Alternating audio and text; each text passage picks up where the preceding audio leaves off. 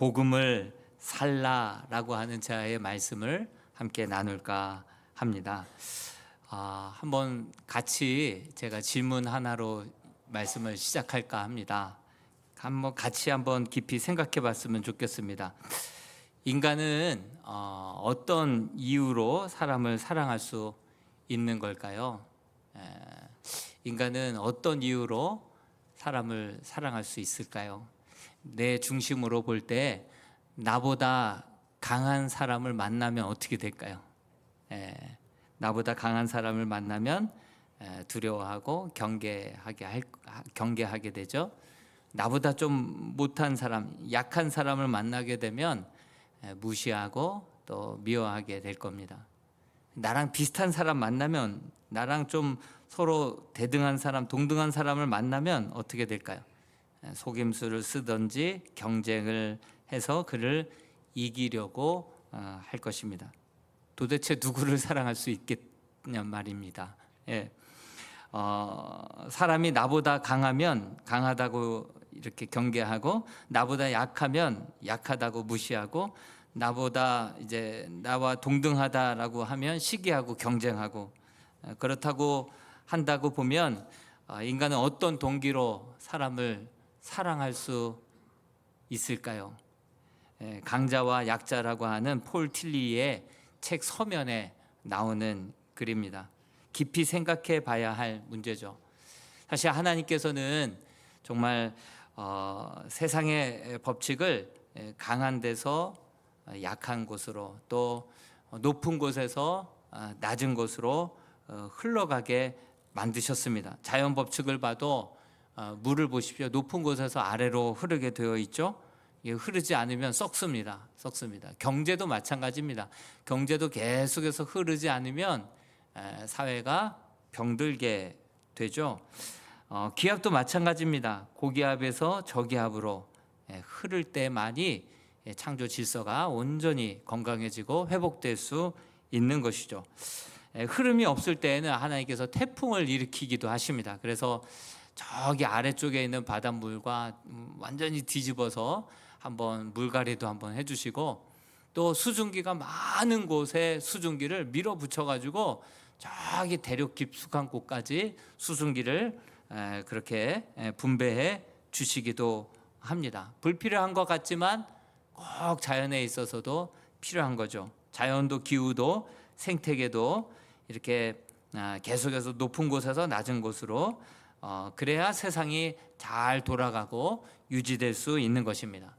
그런데 유독 인간만이 그 흐름을 배반하고 역행하는 것을 보게 됩니다. 탐욕 때문에, 이기심 때문에, 자기 중심성 때문에. 정말 하나님을 사랑하고 이웃을 사랑하라고 우리를 지으셨는데, 우리는 이기심 때문에 높은 사람, 낮은 사람, 나랑 대등한 사람 누구도 사랑하지 못하는 우리들의 모습을 보게 되는 것을 고백하게 됩니다. 세상은 어떻게 보면 불공평한 것 같지만 하나님께서는 강한 자가 약한 자를 그렇게 돌보고, 많이 가진 자가 적게 가진 자를 항상 또 지켜주고, 이렇게 함께 상생하게 만들어 주셨죠. 성경에서는 가난한 자가 항상 너희와 함께 있을 것이다. 그리고 가난한 자, 궁핍한 자, 소외된 자, 고아와 과부, 혼자 힘으로 이겨내기 어려운 사람들 늘 돌보고 도우라, 이렇게 우리에게 부탁하셨죠. 명령하셨죠. 말씀대로 순종하면 되는데 사람들이 꼭 이것을 약간씩 틉니다. 인간의 자기 중심성의 아주 고유의 특징인데요.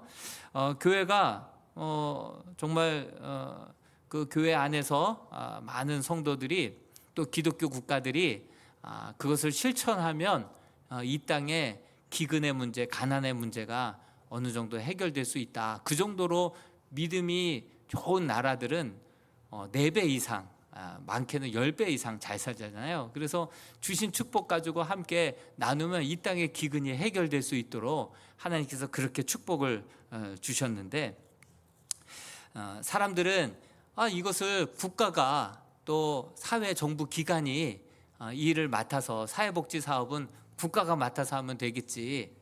그러면 더 잘할 수 있지 않느냐. 더 소외된 사람 없이 다 그렇게 골고루 혜택을 받을 수 있는 거 아니겠느냐. 그래서 유럽 기독교 국가들은 사회복지를 일찌감치 시작을 했죠.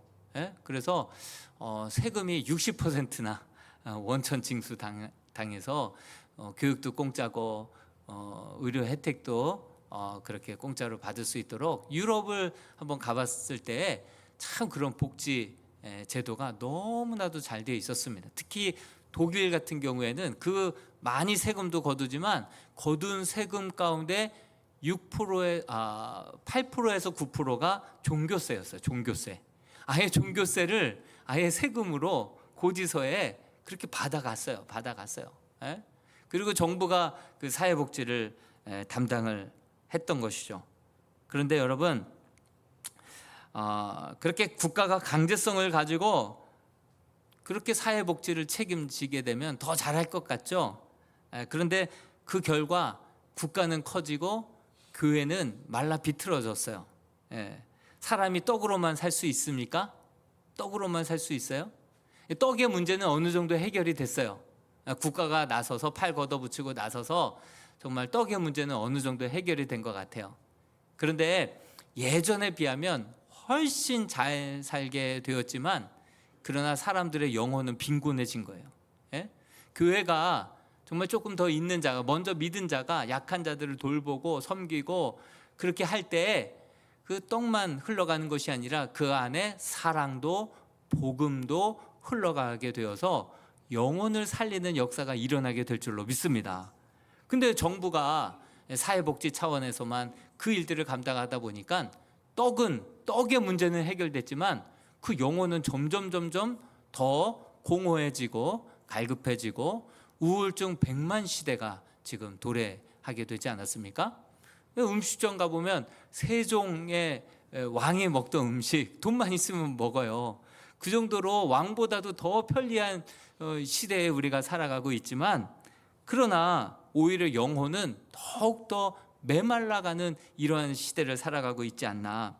하나님의 성경 말씀대로 강한 자가 약한 자를 돌보고 있는 자, 먼저 더 축복받은 자가 그렇지 못한 사람들을 돌보면서 그렇게 섬기고 구제하고 봉사하고 선교할 때 여러분 빵만 전달되는 것이 아니라 그 안에 사랑과 진정한 스킨십과 복음까지 들어가게 될 때 그 영혼이 살아나게 되는, 변화되게 되는 놀라운 은혜가 함께 뒤따르게 될 줄로 믿습니다. 그런데 강제적으로 세금을 걷어가지고 특별히 공산주의는 뭡니까? 종교를 아편으로 여기고 오히려 강제적으로 부르주아 있는 사람들 걸 더 많이 뺏어가지고 그래서 사람들을 공평하게 나눠준다. 유토피아죠. 왼발 빠지기 전에 오른발 딛고 오른발 빠지기 전에 왼발 디디면 물 위도 걸어요. 이론상으로는 맞아요. 그렇지만 현실적으로는 어떻게 됐습니까? 사유재산을 인정하지 않자 열심히 일하는 사람들이 없고 하향 평준화가 되어서 다 같이 국민이 못 사는 나라가 돼버리게 되지 않았습니까?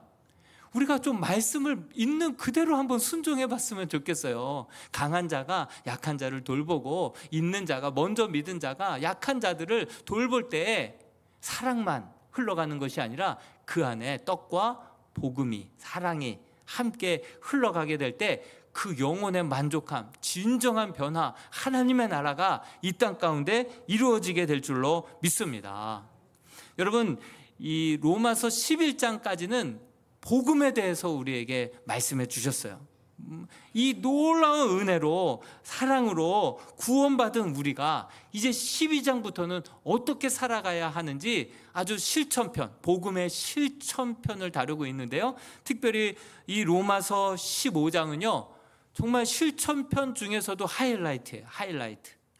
1절 말씀해 보니까 믿음이 강한 자는 마땅히 정말 믿음이 약한 자의 약점을 담당하고 자기를 기쁘게 하지 아니할 것이라 이렇게 말씀하고 있습니다. 여러분, 성경은 누가 믿음이 강한 자라고 분명하게 말하고 있습니까? 믿음이 강한 자의 특징 3가지에 대해서 말씀하고 있죠. 믿음이 약한 사람을 돌보아 주는 자가 바로 믿음이 강한 자라고 말하고 있습니다. 또한 자기를 기쁘게 하는 자가 아니라 이웃을 기쁘게 하는 자가 진짜 믿음이 강한 자다 말하고 있습니다. 그래서 결국은 그들로 하여금, 믿음이 연약한 자들로 하여금 선을 이루고 그리고 덕을 세우도록 돕는 자, 그런 자가 바로 믿음이 강한 자다 말하고 있습니다. 예배 52주 한 번 안 빠지고 기도 아주 앉은 자리에서 1시간, 2시간을 그렇게 기도하고 또 헌금생활, 봉사생활 많이 하는 사람이 믿음이 강한 자다 이렇게 말씀하지 않고요, 믿음이 연약한 자를 돌보아서 그들로 하여금 선을 행하고 그리고 덕을 세우는, 자기를 기쁘게 하는 것이 아니라 이웃을 기쁘게 함으로 이웃을 정말 믿음의 사람으로 잘 세워내는 사람, 그러한 열매를 맺는 사람이 바로 믿음이 강한 자다, 성경은 분명하게 이야기하고 있습니다. 여기서 선을 행하다, 아가톤이라고 하는 헬라어인데요, 구약의 토브, 하나님께서 천지를 창조하시고 보시기에 좋았더라 할 때 좋다라고 하는 게 토브, 이게 바로 선하다 뜻이거든요. 그러니까 선을 이룬다라는 말은요, 하나님 보시기에 참 창조 이전의 모습으로 그렇게 살아갈 수 있도록 사람을 그렇게 하나님의 사람으로 세운다는 것이죠. 또 덕을 세운다라는 말은 오이코도메예요. 오이코도메. 이것은 건축으로 따진다면 건물을 짓다 이런 뜻이에요. 근데 믿음으로 따진다고 한다면 믿음의 사람으로 온전하게 세워준다, 그런 자가 바로 믿음이 강한 자다 말씀하고 있는 것입니다. 여러분, 나름 내가 믿음 생활 잘한 이게 아니라 하나님이 인정하시는 믿음이 강한 자들이 될 수 있기를 주님의 이름으로 축복합니다. 제가 보기에는 참 손흥민 있잖아요. 최근에 손흥민, LAFC 구단에 입단을 했어요. 입단할 때 그 구단이 보통 중위권인데 이번에는 하위권이에요. 9위였어요. 9위. 근데 그가 입단을 해서 한 주 해서 좀 한 달 좀 넘었나요? 2달 좀 안 됐죠? 그 정도 됐는데 지금 2위가 됐어요. 2위가. 그 정도로 연약한 사람들 잘 끌어주고 리더십이 있어서 그들을 막 격려해주고 조직력을 끌어올려주는 거예요. 그리고 또 자기가 페널티킥 넣을 수 있는 기회도 오히려 브랑카에게 그 기회를 막 주는 거예요. 그러다 보니까 어느덧 그가 메시 23골 그 다음 2위를 지금 기록하고 있어요. 뿐만 아니라 최근 들어서 제가 참 감동받은 경기가 있었어요. 세인트루이스와의 경기에서 LAFC 이 손흥민 소속되어 있는 구단이 3대0으로 이기고 있었어요. 이기고 있다 보니까 뒤에 있는 선수들이 좀 거들먹거리면서 서로 뒤에서 공을 그냥 주고받은 거예요. 그러니까 상대편 공격수의 자존심을 긁은 거죠. 그러다 보니까 미국의 MLS의 풍경은요, 그 선수들의 피지컬이 굉장히 강해요. 뭐 체격들이 아주 좋잖아요. 그리고 다혈질이에요. 그러다 보니까 몸싸움이 잦은 그러한 MLS 풍경이었거든요. 그리고 심판이 말려도 안 돼요. 벤치 클리어링해서 양 구단의 모든 선수들이 다 같이 나와서 서로 막 싸우는데 아주 거친 몸싸움으로 아주 유명한 그러한 리그입니다. 그래서 메시도 고개를 절레절레 흔들면서 웃으면서 다른 곳으로 피해버리는 모습도 많이 포착이 됐었죠. 근데 클라우스라고 하는 그 사람이 약에 올라서 그냥 한 선수를 들이받아서 옐로 카드 받고 그 이후에 또 막 싸우려고 할 때 그때 손흥민이 달려온 거예요. 그러면서 이 클라우스를 딱 눈을 쳐다보면서 무슨 몇 마디를 하는데 그의 아주 분노가 순간 싹 가라앉는 거예요. 그리고 경기가 끝난 다음에 한번 사진 보여주시겠어요? 제일 먼저 이렇게 손흥민한테 와서 그 선수가 싹 끌어안아주는 거예요. 그러니까 아나운서가 깜짝 놀라는 거예요. 야, 이게 이 벤치 클리어링 할 정도의 그러한 흐름이었는데 저 손흥민 선수가 달려와서 눈으로 이렇게 이야기하면서 진정시키다 보니까 자기의 팀도 더 이상 싸움하지 않고 상대 팀도 그냥 분노를 딱 내리고 그러면서 서로 경기가 금방 재개가 되는 그런 모습을 보는 거예요. 그러면서 아나운서가 야, 손흥민은 팀 내 분위기뿐만이 아니라 상대편에게도 영향을 미칠 뿐만이 아니라 아주 그 MLS 그 경기의 품격을 확 높여주는 그러한 선수가 되었다라고 극찬을 할 때 제가 눈물이 나더라고요. 예? 여러분, 강한 자는 바로 이러한 자인 줄로 믿습니다. 자기 유익만을 구하지 않고 와서 이타적인 플레이와 정말 페어 플레이와 상대방까지도 존중을 받고, 그래서 이 땅 가운데 하나님의 나라가 온전히 이루어질 수 있도록, 그래서 여러분 우리가 진짜 말씀대로 살잖아요. 세상이 지금처럼 그렇게 기독교인들 교회에 손가락질 못합니다. 1세기 교회가 그랬거든요. 1세기 교회가 말씀대로 실현하는 교회였다 보니까 어떻게 저 사람들은 저 가운데서도 저렇게 살지? 저렇게 사자굴 앞에서도 저렇게 평안하지? 어떻게 저렇게 전염병 가운데서도 저렇게 사랑을 실천하지? 오히려 존경하게 되고, 저들이 말한 것은 진실이야 이렇게 받아들여주고, 정말 그 사회가 그 그리스도인들로 인하여서 진짜 말씀대로 살아가는 그런 그리스도인들로 인하여서 로마가 온전히 변화되고 하나 되는 그러한 놀라운 역사가 일어나게 됐다라고 하는 사실이죠. 여러분, 성경 말씀처럼 강한 자가 약한 자들을 담당하고 이것을 정부에다가 떠넘기지 아니하고 정말 그렇게 우리가 하나님의 말씀대로 살아내게 될 때 나도 잘 살고 너도 잘 되고 우리 모두가 잘 되고 하나님의 나라가 정말 영광 받는, 손가락질 받는 것이 아니라 모욕질 당하는 것이 아니라 영광 받는 그러한 놀라운 은혜가 다시금 저와 여러분들을 통하여서 온전히 회복되기를 주님의 이름으로 축복합니다. 그러면서 3절에 자기를 기쁘게 하지 않고 친히 그 약점을 담당하고 이 땅에 오셔서 죄악을 담당하고 그렇게 우리로 하여금 하나님의 영광 받는 사람들로 결국은 만들어주신 그 샘플 대신 한 분을 이야기하고 있는 거예요. 3절 말씀을 같이 한번 읽어보겠습니다. 시작. 그리스도께서도 자기를 기쁘게 하지 아니하셨나니 기록된 바 주를 비방하는 자들의 비방이 내게 미쳤나이다 함과 같으니라. 자기를 기쁘시게 하지 아니하신 한 사람, 그분은 바로 예수 그리스도이신 줄로 믿습니다. 하늘 보좌를 버리시고 이 땅에 오셔서 우리의 연약함과 우리의 죄악을 친히 담당해 주셨던 주님, 그리고 주님을 따르는 자들, 제자들 보십시오. 전혀 하나 될 수 없는 제자들이에요. 전에도 한번 말씀드렸듯이 정치적인 입장으로 보면 친로마 제국의 세리마테와 반로마주의자였던 열심당원이었던 시몬이 있지 않았습니까? 물과 기름이에요. 물과 기름.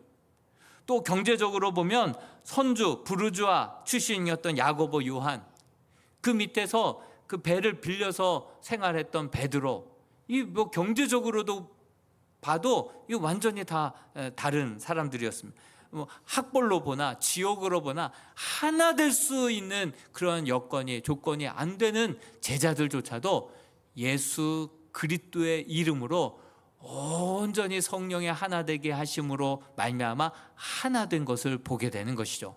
뿐만 아니라 예수 그리스도를 비방하고 그렇게 저주하고, 특별히 천부장 같은 경우에는 예수를 십자가에 못 박으면서 맨 마지막에 했던 고백이 무엇입니까? 진실로 저 사람은 하나님의 아들이었다라고 고백을 하게 되지 않습니까? 유대인과 이방인들까지도 묘하게 하나 되게 만들어주신 분이 우리 예수 그리스도이신 줄로 믿습니다. 여러분, 이렇게 예수 그리스도께서 하늘 보좌를 버리시고 이 땅에 오셔서 연약함을 담당하고 죄악을 담당하고 우리를 정말 믿음으로 의롭다 여겨주시고 자녀로 인쳐주시고 끝까지 믿어주심으로 말미암아 결국에는 하나님께 영광 돌릴 수 있는 참된 구원받은 하나님의 자녀답게 만들어주시는 분이 진짜 복음이고 예수 그리스도, 그분이 바로 복음 자체이신 줄로 믿습니다. 그래서 이 로마서 11장까지 복음에 대해서 설명하는데 그 11장 마지막 구절 36절은 이렇게 이야기하고 있는 거예요. 같이 한번 로마서 11장 36절을 같이 한번 읽어보겠습니다. 시작. 이는 만물이 주에게서 나오고 주로 말미암고 주에게로 돌아감이라. 그에게 영광이 세세에 있을지어다. 모든 구원은, 우리의 하나됨은 예수 그리스도에게로부터 나오고 그로부터 말미암고 그로 말미암아 결국에는 이루어지게 될 줄로 믿습니다. 그분의 이름만 세세무궁하도록 영광을 돌릴지어다. 이렇게 복음에 대해서 11장까지 설명을 하고 있는 것입니다. 생각해 보십시오. 여러분, 이스라엘과 팔레스타인 2000년 내내 전쟁을 치르고 있죠. 지금도 평행선을 달리고 있어요. 도무지 이게 뭐 하나 될 기미가 보이지 않는다는 거예요. 지금도 싸우고 있잖아요. 지금도 여러분, 이슬람과 또 유대교 그리고 또 기독교, 이게 참 이게 하나 되기 어려운 평행선이죠. 계속된 평행선이죠. 정말 인간의 노력으로는요 합의점이 보이지를 않아요. 이게 뭐 실마리가 보이지 않아요. 어디서부터 풀어야 될지, 어떻게 하나 될 수 있겠어요? 어떻게 저들이 정말 한쪽이 죽어야 끝나야 끝나지 않을까? 그 정도로 하나 될 기미가 전혀 보이지 않죠. 그런데 1세기 교회를 보면요, 예수 그리스도 오직 복음으로 유대인과 이방인들이 하나 될 수 없을 유대인과 이방인이 우리 예수 그리스도의 이름 안에서 하나를 이루게 된 줄로 믿습니다. 초대교회는 이것을 해냈어요. 이거 놀라운 기적이에요. 뿐만 아니라 로마에 있는 1세기 교회가 로마를 기독교로 만들어냈습니다. 이게 복음의 진짜 능력인 줄로 믿습니다. 우리가 지금 믿고 우리가 간직하고 있는 복음은 이렇게 디나미스, 이런 놀라운 변화에 시대를 변화시킬 수 있는, 나라까지도 하나 되게 만들 수 있는 그런 강력한 힘이 그 안에 있는 줄로 믿습니다. 예수가 답인 거예요. 예수가 길인 거예요. 예수가 소망인 거예요. 여러분, 실제로 영화에 보면 회복이라고 하는 영화의 그 속편으로 용서라는 영화를 김종철 기독교 감독이 만들었어요. 근데 그 용서라고 하는 그 영화에 보면 팔레스타인, 가자지구 막 갇혀서 지내는 그 지역에서도 팔레스타인 신도가 아니라 목사예요. 목사. 거기 안에도 교회가 있는데 팔레스타인 안에 있는 교회 목사와 유대인들 가운데 메시아닉 주라고 하죠. 유대인들 가운데 예수를 믿게 된 메시아닉 주, 그들 가운데 목사들이 만난 거예요. 그리고 같이 예배드리는 장면을 용서라는 영화에 촬영을 했어요. 근데 이 팔레스타인 목사 그리고 유대인 목사가 한 자리에 모여서 함께 성찬식을 하는 거예요. 그리고 서로 세족식을 하는 거예요. 그리고 서로의 발을 예수 그리스도의 이름을 본받아서 닦아주는 장면이 보이는 거예요. 여러분, 이렇게 이스라엘과 팔레스타인 전혀 하나 될 수 없을 것 같았던 그들 가운데 팔레스타인 목사와 유대인 목사가 이렇게 함께 성찬식을 하고 서로의 발을 닦아주고 끌어안아주고 함께 눈물로 하나됨을 위하여서 기도하는 모습을 한번 사진 한번 보여주시겠어요? 팔레스타인 그 목사님과 유대인 메시아닉 주 목회자들이 함께 한 자리에 모여서 서로 성찬을 나누고 서로를 용서하고 이 나라 이 민족 하나됨. 여러분, 저렇게 하나 될 수 있는 유일한 답은 오직 예수 그리스도의 믿음의 본, 예수 그리스도 복음 안에 있는 줄로 믿습니다. 여러분, 우리가 믿고 있는 예수 그리스도, 그 이름의 비밀, 그 이름의 능력은요, 이 정도로 강력한 줄로 믿습니다. 1세기는 그것을 이루었어요. 여러분, 우리도 정말 우리 셀 안에서 서로 정말 용납하고 서로 하나 되고 이해하고 기다려주고, 그래서 함께 하나님의 나라, 하나님의 사람들로 세워나갈 수 있는 우리 이람교회가 될 수 있기를 주님의 이름으로 축복합니다.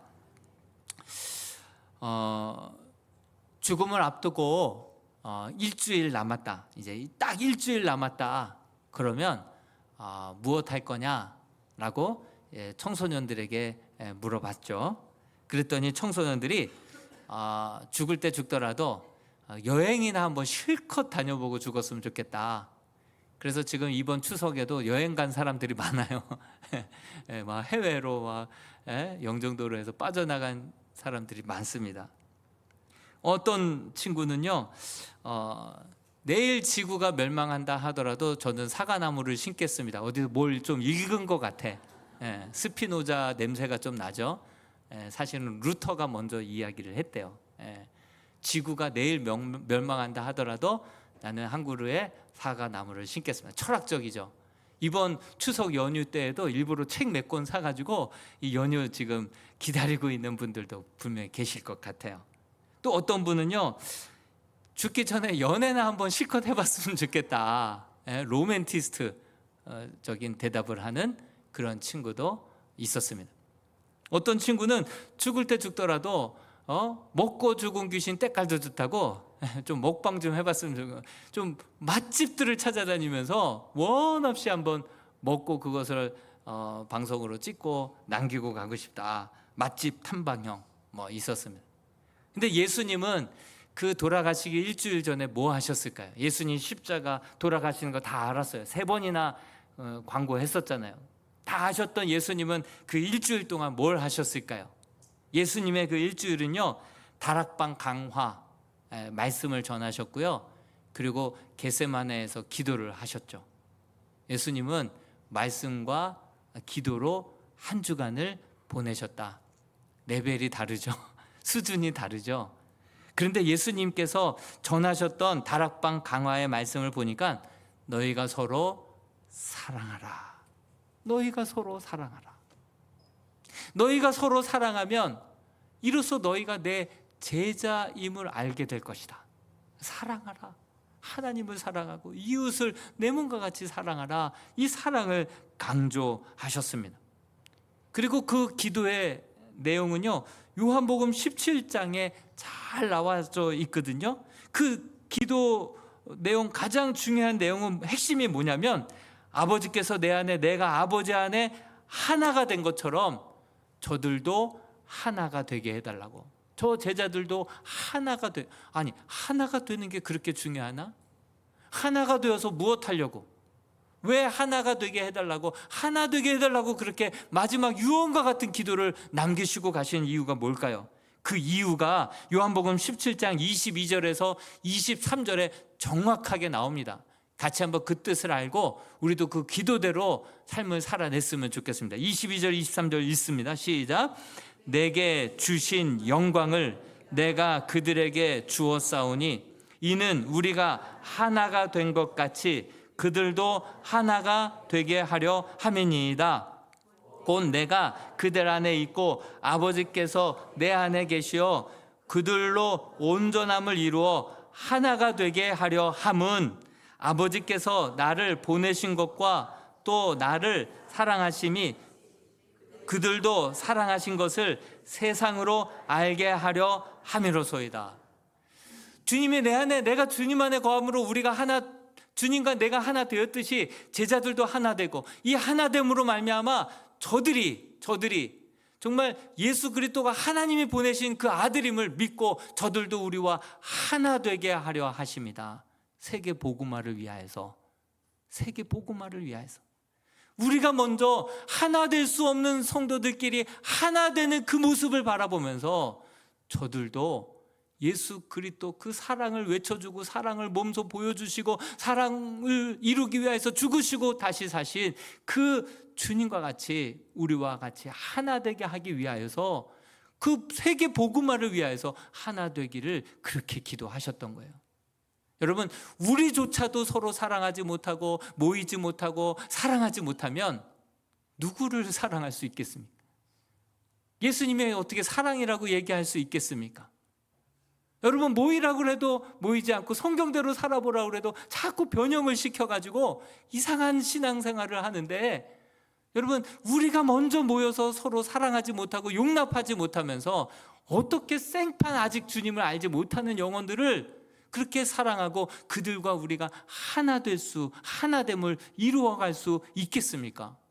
이것은 말이 안 되는 일이지 않습니까?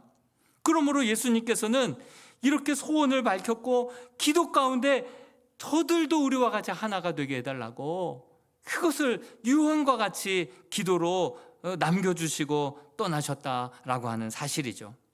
여러분, 우리나라를 보아도 지금 세계 곳곳에서 일어나는 전쟁을 보아도 전혀 하나 될 것 같지 않아요. 우리나라도 마찬가지예요. 전쟁이 아니라 정쟁.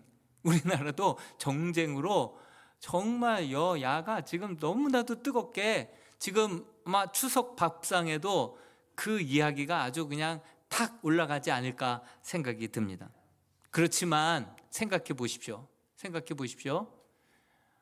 예수님께서 야당이었을까요? 예수님께서 여당이셨을까요? 아주 보수 진보 어디였을까요? 내가 난이었느냐? 그리스도께서 난이었느냐? 우리 주님이 원하시는 것은 어떤 정치색을 가지고 있든 어떤 우리가 배경과 어떤 상황 속에 있다 하더라도 우리가 먼저 온전히 하나를 이루어서 정말 세상 가운데 하나님이 사랑이심을 보여주고 하나됨을 함께 나타내므로 정말 많은 사람들도 복음의 장애가 되지 아니하고 주 예수 그리스도 앞에 나와서 함께 복음으로 변화되고 영원한 생명을 얻고 정말 구원받은 자답게 살아갈 수 있도록 그렇게 돕고 세우고 그런 복음화의 사역을 저와 여러분들에게도 동일하게 맡기신 줄로 믿습니다. 여러분, 우리가 그런 마음과 중심을 잃지 않았으면 좋겠습니다. 마지막으로 로마서 15장 7절 말씀을 읽고 이제 마무리를 지을까 합니다. 로마서 15장 7절 말씀인데요. 그러므로 어떻게 하라는 거예요? 같이 한번 읽어보겠습니다. 시작. 그러므로 그리스도께서 우리를 받아 하나님께 영광을 돌리신과 같이 너희도 서로 받으라. 여러분, 우리 주님께서 어떻게 우리에게 본을 보여주셨습니까? 내가 어떤 사람을 용납하고 받아들이기 어려움을 느낄 때마다 우리 주님께서 우리를 어떻게 수용해 주시고 어떻게 용납해 주셨는지를 우리는 잊지 말아야 할 것입니다. 주님이 저와 여러분들을 찾아오실 때 저와 여러분들에 대한 기대가 있었을까요? 없었을까요? 분명한 기대가 있었을 것입니다. 그러나 그 기대가 되면 구원해 주겠다 하지 아니하시고 우리를 그냥 있는 모습 그대로 용납해 주셨고 우리를 자녀로 의롭다 인쳐 주신 줄로 믿습니다. 여러분, 마치 돌아온 탕자가 아직 변화되지 않은 모습으로 그냥 돌아왔을 때 그 아버지가 버선발로 나가서 그냥 끌어안아 주시고 그냥 수용해 주신 거예요. 변화되지 않았어도 있는 모습 그대로 그냥 수용해 주신 거예요. 그냥 덥석 안아 주신 거예요. 그러자 그가 마음속에 죄책감이 들었고 미안한 마음이 들었어요. 내가 더 이상 예전과 같이 살면 안 되겠지. 그런 결단 속에 그가 진정 변화된 거예요. 그래서 이제 아버지가 기뻐하시는 삶, 아버지가 원하는 삶도 이제 살아내야지. 그런 마음으로 완전히 복음의 사람으로 완전히 변화되게 된 줄로 믿습니다. 이게 복음의 능력이라는 거예요. 여러분, 우리 주님께서 우리를 이렇게 있는 모습 그대로 아직 변화되지 않았고 아직 죄인된 모습 그냥 코 묻고 때 묻은 그냥 그 모습 그대로 우리를 용납해 주시고 받아들여 주셨듯이 너희도 이와 같이 저들을 기다려주고 용납해주고 받아들여 주기를 원하시면서 너희도 서로 받으라 우리에게 말씀해 주신 줄로 믿습니다. 지난주 우리가 부장단 각 부서에 부장단들이 모여서 간담회를 가졌어요. 그런데 사담으로 웃으면서 이야기하다가 가까스로 올려보낸 아이가 있는데 그 아이 포기하지 않고 너무 힘들었다는 거예요. 사실 일당백 그런 아이들이 있잖아요. 예? 아주 문제 아들이 있잖아요. 그 아이를 포기하지 않고 가까스로 그래도 신앙 잃지 않고 떠나지 않고 올려보냈는데, 올려보냈던 아이가 수련회를 통해서 주님을 만난 거예요. 예배 시간 일찍 나오고 예배 드릴 때 손 들고 찬양하고, 정말 아이가 놀랍게 변화된 모습, 그렇게 변화됐다고 하니까 정말 걔가 그러면서 거기에서 보람을 느끼시더라고요. 여러분, 우리가 기다려주고 참아주고 받아주고 용납할 때 그 가운데 돌아온 탕자와 같은 놀라운 복음 안에서 정말 복음의 능력으로 오직 예수 그리스도의 사랑으로 변화되고 성숙되는 역사가 일어나게 될 줄로 믿습니다. 복음대로 이제 그 셀 안에서 한번 그대로 살아볼 때 놀라운 그와 같은 감동과 간증과 놀라운 은혜가 가득 넘쳐나게 되기를 주님의 이름으로 축복합니다. 같이 한번 우리 기도했으면 좋겠습니다. 사실 우리가 정말 본능적으로 사랑해야 할